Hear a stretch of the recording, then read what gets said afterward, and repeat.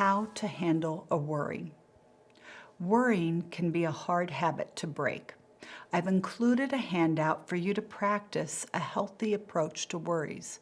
With repetition, it can become a habit and override thinking patterns that no longer serve you. I'll walk you through it right now. It's easier to follow if you have the handout in front of you. First, identify your worry. What are you concerned about? Sometimes it's hard to figure out what is causing the stress, so give yourself a bit of time here. Other times there's so many things it's hard to limit yourself. Nonetheless, start with one worry. I recommend writing it down. Then ask yourself, is this a valid concern? Is this really something I need to think about? Is it likely to happen? If yes, continue to the next question. If no, take some time to try to get in touch with the feeling deep down that you may be trying to distract yourself from.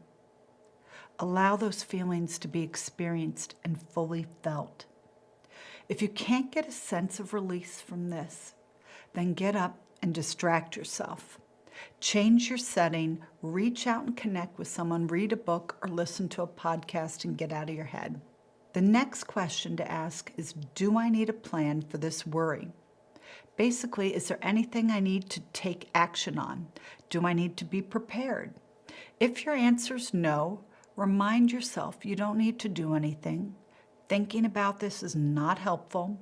You'll deal with it should you ever need to. You can also use distraction methods I previously mentioned. If yes, set aside time to create a plan.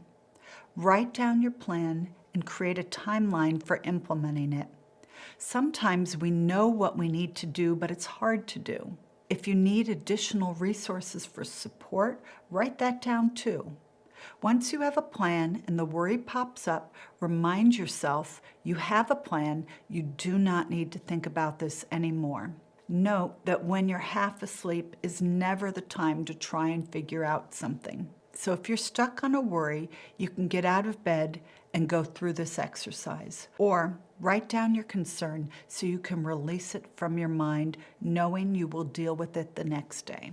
Sometimes when we take care of things looming over us, our stress level goes down. We may find ourselves worrying less overall.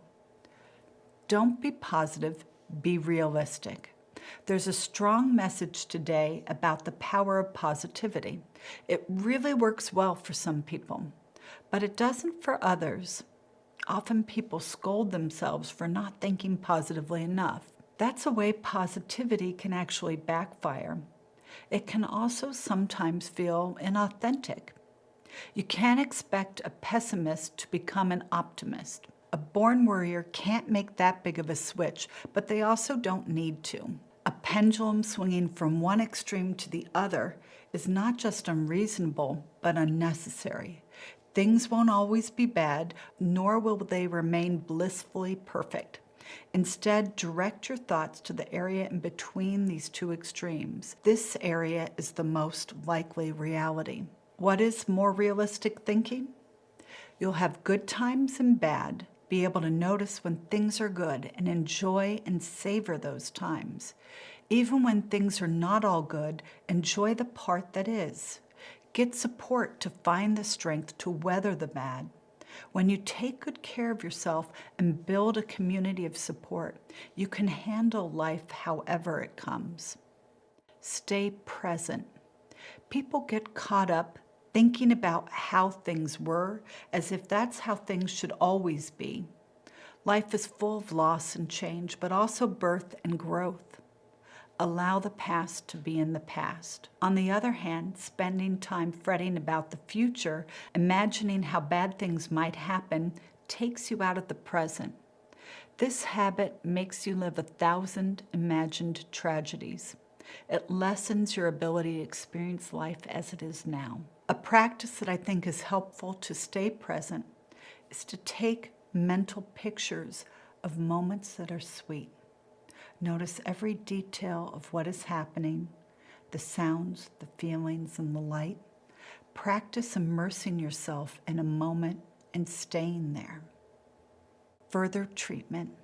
Seeing a therapist can be very helpful for fine-tuning coping strategies.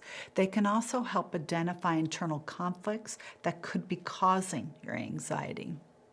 I highly recommend talking to a therapist if you're experiencing anxiety lasting more than a few weeks. In addition, medications can be helpful. While some medications for anxiety are addictive, others are not. For moderate to severe anxiety, consider making an appointment with a perinatal psychiatrist to discuss your options.